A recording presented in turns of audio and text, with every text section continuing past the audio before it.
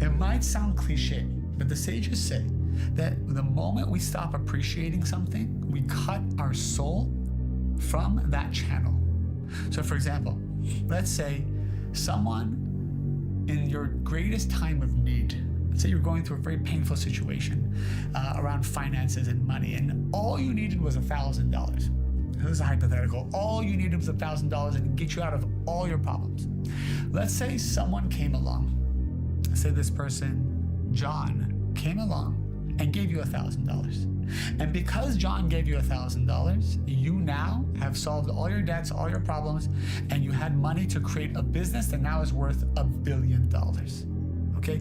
Because John had given you that $1,000, you now have a business many years later that is worth $1 billion.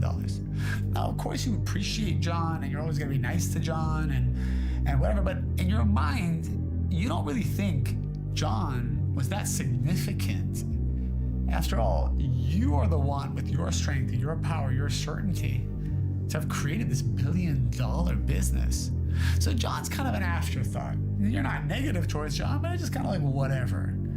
Don't have that much appreciation for John. It's not like someone who today is your investor or someone you really depend on that you would appreciate. And so the sages say, and my teacher, Rav Berg, had told this story. He said, if you do not appreciate John, if you do not bless John actively, if you do not every day think of John and send him energy, it is that $1,000 that eventually was the seed level for the $1 billion vessel.